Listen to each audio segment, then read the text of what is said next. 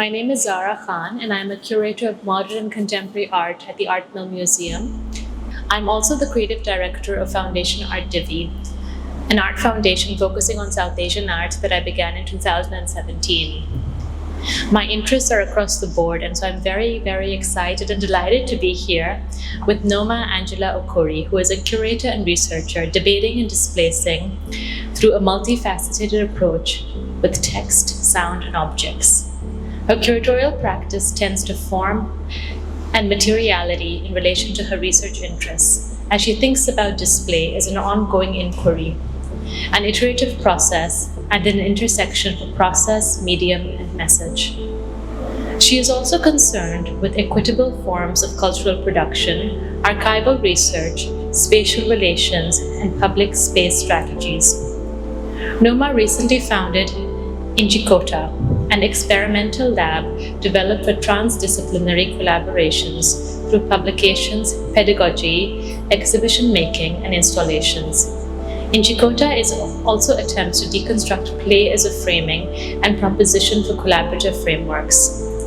She was a recipient of the Prince Claus Building Beyond Fellows Award and has participated in fellowships and residencies across various programs, such as the Liverpool Biennale and the British Council Biennale Connects 2023 program, the Arak Collection Curatorial Residency Fellowship, the Museum Labs program, and the ANO Institute of Arts and Knowledge Cultural Leadership Fellowship.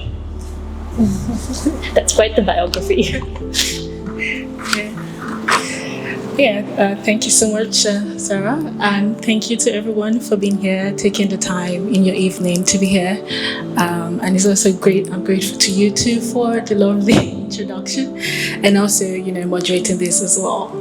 I'm very happy to be here, and I thought that we could actually, before we get into this wonderful publication, and of course the Arak Foundation and collection, I thought it'd be really great to start about you and your journey as a curator. Can you tell me a little bit about that, please? Yes, like you've mentioned, I'm a curator and researcher. My curatorial practice is informed by my research practice. I'm mainly interested in the cities as well, cities that I've had connections to, Lagos and Accra, Lagos where I grew up in, and Accra being a place where I lived and worked for 5 years. In that way, my practice is shaped by the observation of urban life that is constantly editing itself in terms of spatial interactions and relations, in the way that we interact with one another in public spaces, and also in the way that neighborhoods are really echoes of, familiarity, intimacy, as well as how we care and devote ourselves to one another. Also thinking of the city as an archive of our movement, our bodies, historical markers, familiar objects, and also our memories as well, and definitely our humanity too. Also thinking of the city as identities, because I think that our lives are informed by the places that we've been to, the places we've lived in, also places that we've moved through temporarily, and also thinking of it as playgrounds, right? What does it mean to be able to exist in your city and also be able to linger in public spaces without attracting suspicion? And also, how do we have access to parks, access to playgrounds without, having to go through the bureaucratic processes of having access to those spaces? In that way, I also think about form and materiality, how artists are creating works in their city and in what conditions. Also thinking through how artistic practices are intersecting in the shifting social and political landscapes. And also thinking through how the vicinities, localities, and the context of these artists really affects, the work that they do. For example, in my recently curated exhibition Beyond the Chrysalis, which was a result of my fellowship with the Arak Collection, which looked at works of 3 artists. Maliza Kiasua, Khalid Abdelrahman, and Goro Sudan. They are creating repositories of their cities through their work. You have Maliza who is doing that through discarded objects. That she collects in her neighborhood. You have Khalid Abdelrahman when he was living in Sudan before the war, and he was taking photographs of his town, Khartoum, and also abstracting them in forms of abstracted photography, I would say. And then Goro Sudan, who is very much interested in nature, so he's also abstracting his environment with charcoal and washi paper. Like you mentioned in my biography, I'm also interested in the concept of play, playing its multiplicities, its limitations as well. Play as we understand play as a physical activity, but also using play as a medium as well. How this play fits into experimentation with collaborators. How do we work better with one another? How do we start an idea from a process, and how does it grow? And how do we, extend this to other practices as well? So in a nutshell, that is my practice. It's been a good number of years, but I've settled on, the city has been my main interest. Yeah. It's quite fascinating, and all very pertinent subjects, pertinent things to be exploring. I mean, particularly as we sit in Doha, a city that's constantly developing, that's changing, that's also figuring out its own identity. And I thought we could chat a little bit about how you became acquainted with the Arak Collection and Abdurrahman, who has put together a fantastic collection of art from across Africa. Can you tell me a bit about that? It was by accident, to be honest. I did see the open call on Instagram. It just literally popped up on my timeline. At the time, I moved from being like an employee, but to having like an independent practice. And so I was still sort of figuring out the practice itself. And so when I saw that, it was, an opportunity to challenge myself. And do you want to tell us a little bit more about what the Arak Collection is? Yes, definitely. I will. So I did my research before I did apply. I would say that right from the time and now, the Arak Collection has really grown. The Arak Collection, apart from its length, its breadth, or the depth of the collection, what is very significant about it is the heart of it, right? It truly began, when Abdulrahman, started a 15-day trip with his family from Dar es Salaam to Cape Town. This was in 2017. That was when he first engaged with African art, and that now became like cycles of travel, visiting artist studios, art fairs, art galleries, and going into expanding the collection as a whole. Right now, it has about 7,000 plus works, and with 500 artists. I hope I'm having these numbers right. But yes, that's in a nutshell, that is the Arak Collection, and it speaks more to the artistic community as a whole, right? There is also the triangle of its goals and objectives that he mentions all the time. That it starts off with the collection, acquisition of the works, then also bringing on board curators, art writers, cultural practitioners, cultural workers, and also closing that with publishing as well. Yeah. So it's sort of across the board, supporting the arts in various ways through various individuals who are all contributing to the art world, art market, art research, and critical. Why do you think something like the Arak Collection and Abdurrahman's larger vision is so important? Because to speak of publishing, which is one of its main goals, the importance of publishing cannot be overstated.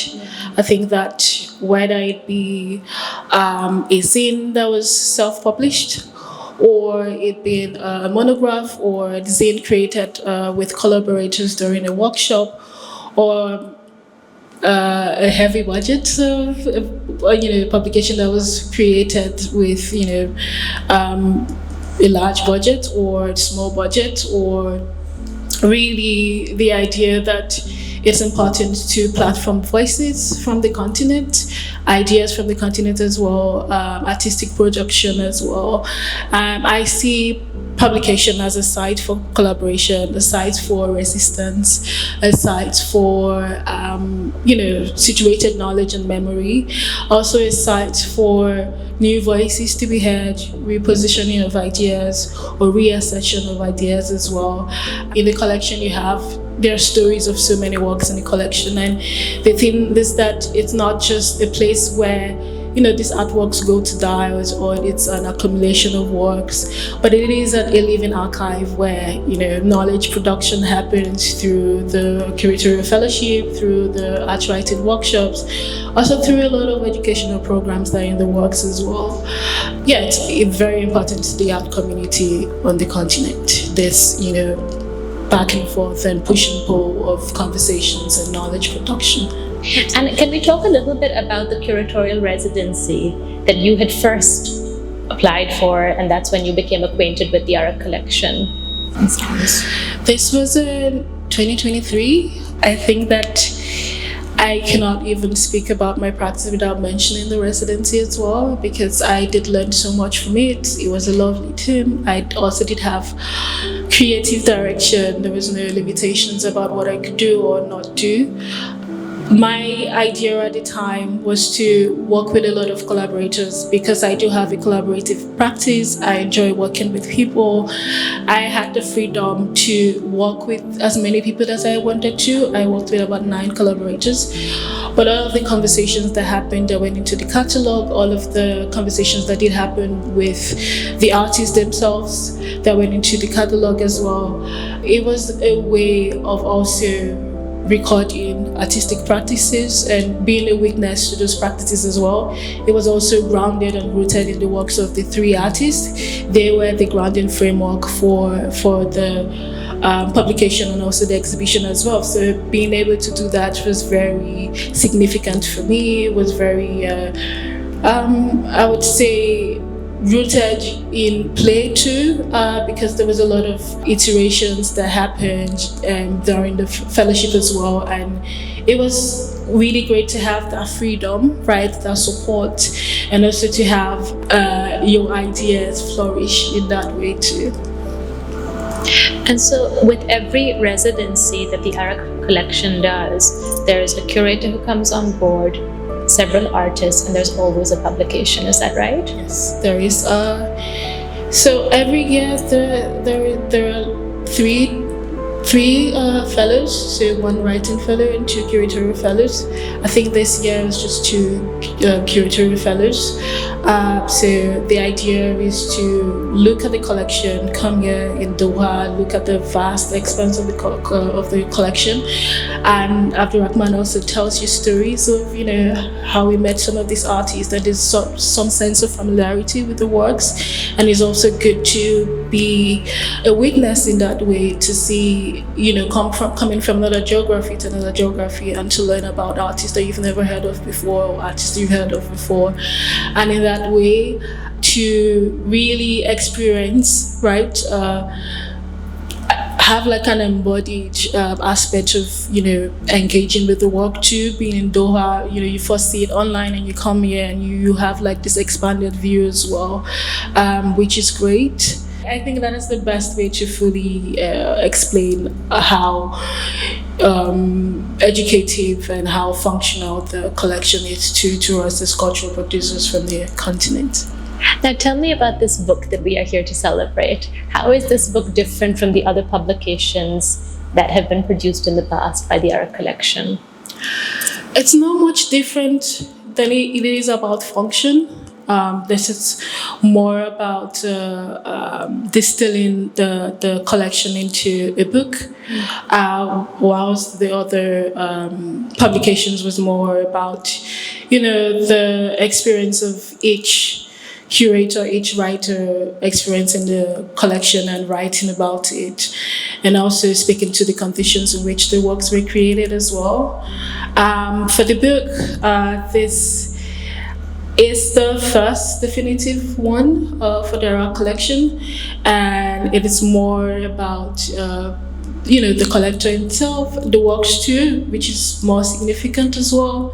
And this there are a lot of text on the artist too, which came from a lot of research.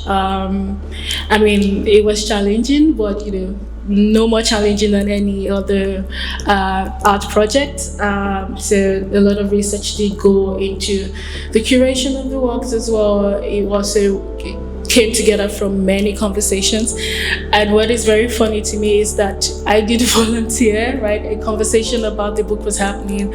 And when you think and say, oh, it would be nice to be part of this project, and you blurt it out loud. And it started off with me doing the selection, and it became about writing on some of the artists that were selected as well. So how many artists have been covered in the book? 107.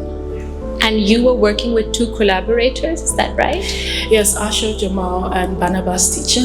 Barnabas Teacher did write on place. I wrote on portraiture. Ashraf did write on abstraction and really wrote more on the introduction essays and also like the grounding framework for the book. Wonderful.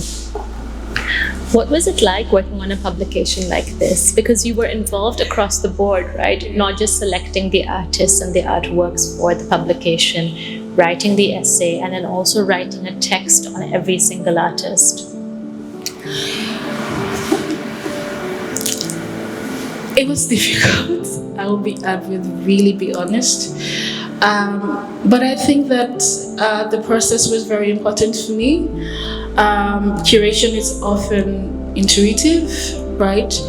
Another thing that I did keep on returning to was something that one of my collaborators wrote in the book that I worked on, and he speaks about who chooses what to have legitimacy, how does ideas, value, or practices gain legitimacy, how is that achieved? And when you choose what you choose, what happens to other options? So there was also the push and pull. You think about this artist today, you think about another one tomorrow, and that grows into the selection. At first, we had like a number that we had to, select at the beginning, but it became more organic towards the end. It was also iterative as well. The 3 chapters, right? I had to do a lot of research, especially for portraiture, which I did write on. I read a lot of books on traditional portraiture, mostly led by Susan Sontag's book on photography. I did read a lot of books on physiognomy. I also had to read about books that spoke about color, how it speaks to shrouded moods, the mood of a place, mood of a person, and also in criticizing self as well. Some of the works really deflected from traditional portraiture, and it was very important to have them there as well. So there were a lot of those considerations too. For example, you had Tariq Kamali, who was deconstructing portraiture with the use of paper, as well as Angelique Bugard, which paper was a conceptual core message. You had Paul Njia, through portraiture, was asking us to reposition or rethink the ethics of observation and what our responsibility is out of it. Then you also had Sky Salange and Denis Senduju, who were using incognito and also facelessness to speak to criticizing self, right? Criticizing consciousness and also identity as well. So it was very important to have that in the book because they were also deconstructing portraiture as a whole. And what were the other sections in the book? Abstraction and place. place did come later on because that was my interest, which is funny that I ended up not writing on plays but portraiture. In that way, I just needed to challenge myself. And when I started to do the research, I think portraiture really did speak to me. So it felt right to write about the artists in that chapter. Did you discover any new artists that you were not familiar with through the process of engaging with the collection? I mean, and this was after you had already done the curatorial residency, so you were already very familiar with the collection. I did come to Doha first in 2023 and returning again. At the time, more works had been added to the collection, and so whatever idea that I did have of the collection had to change. Whatever artists that I knew had to change as well. I would say I didn't know more than half of the artists in the collection. Some I knew of their works because I'm always following artists online, always looking for new ideas, new people to collaborate with. But yeah, it's very interesting to see that now, even when I returned, he made a tour, and I also really rediscovered new works too and new artists, and I think that's what makes the collection very significant. That it keeps growing, and not just its growth, it's also the engagement with people grows as well, and also the programs grows as well. So yes. Have you seen your own curatorial practice change after working on a publication like this? I wouldn't say it was this huge change, right? It was when I stepped out of the project, in the sense that after it was done, and also really rethinking or revising or reevaluating my role in it, it sort of really in small drops, it sort of really reconfigured how I thought about some of the works that were being created. Also artistic production as well. I did do like an in-depth research for most of the artists, so it's really wonderful to be in that position where you learn more about the work that is happening on the continent, in different geographies, in different contexts. The language changes as well, the visual vocabularies change as well. They're very different. So it's really also stretched me. There are a lot of times where you hear of a project and it sounds really ambitious, but it's just little steps, right? You take little steps, and no matter how big a project looks or sound, it's like you have collaborators that would eventually get you to the end point. I was going to ask about that, actually, about the idea of collaborating with the different writers, and particularly Ashraf. What was that journey like? A lot of negotiations had to happen, which happens during collaborations. It's in that space where a lot of ideas really grow. It's in that space a lot of ideas are sparked, and it's in that space where what you thought was impossible, becomes possible. Like I said before, there were loads of conversations that did happen, and so it's like sharpening each other and really exchanging knowledge from my own geography, and also learning about his geography, how he appeals to ideas, how he tends to his ideas as well, how it comes away from the private to the public as well. So it was a great experience for me, although it was challenging, but it was really worth it, to be honest. Yeah, book publications are always quite complicated, but when you see them in print, so how did you feel when you saw this publication in print and hold it for the first time? It did feel surreal. There's nothing like seeing writing you've done on paper or published. It's just a sense of relief too, right? You've been working on this for as long as maybe a year or a few couple of months, no matter how long it was. But it's just really fulfilling in some way of seeing that all of the work that you've done has gone into this, and people can hold this book, people can read it. And I do hope that it's not a singular event, it's not just a book that has been printed, that it leads to other things for the artists themselves, that even though it moves, even if it is the same medium of more, books published, reflecting on their works, but also presentations of their works, exhibitions of their works that they would like to do with agency, right, for the artist as well. At the end of the day, it's about them. Are there any artists who you were not able to include that you wish that you had? Or vice versa, are there any artists in particular that you're very proud of having included in the book? I think it happened the way it was supposed to happen. There was a lot of time to consider the artworks that did go into the book.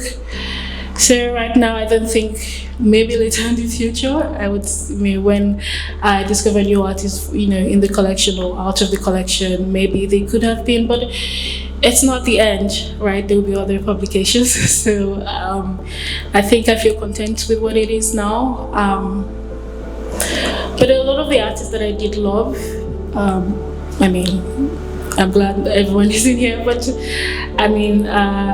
when you engage with work for a long time, you start to see different aspects of the work.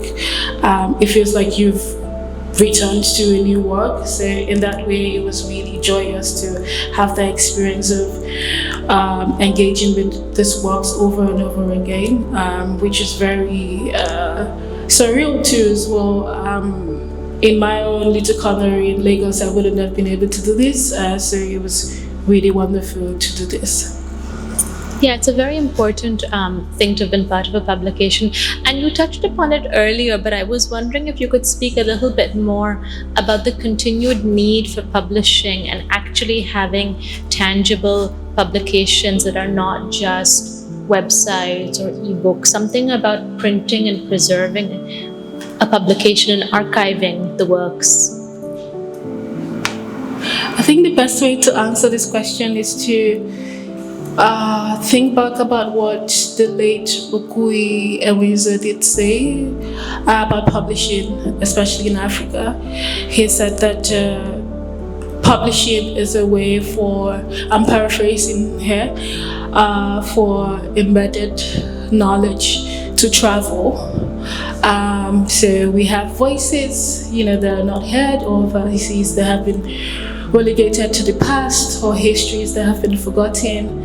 There's also virtue of things being forgotten as well. So it's the idea of having something tangible, right, that really outlives us.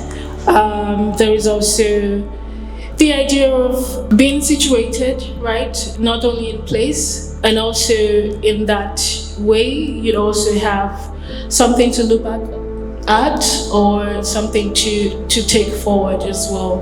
So it is very important, like I said, it is not overstated to speak about the importance of publishing, of having an archive of anything that helps us to remember.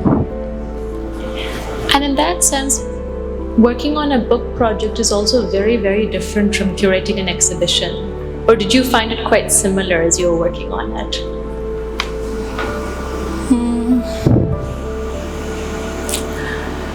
It is similar in the way that you are bringing practices together, or ensuring that they're intersecting or interacting one another or speaking to one another. It is also a difference in the way that this is not for presentation on walls or presentation on things that people can touch or feel, but it's more about a book that really stays. It's not transient as an exhibition would be, but it is something that people continue to pick up, people continue to refer to, people continue to draw ideas from. I think that's the only difference, but in some way the process is invariably the same. Noma, what are your hopes for the publication? What would make you very happy? First off, people should read it. A lot of work did go into the making of the book, a lot of sleepless nights, a lot of conversations. So it is important that people read it. Like I said before, I hope it doesn't become a singular event, that it leads to many possibilities as well. Thank you.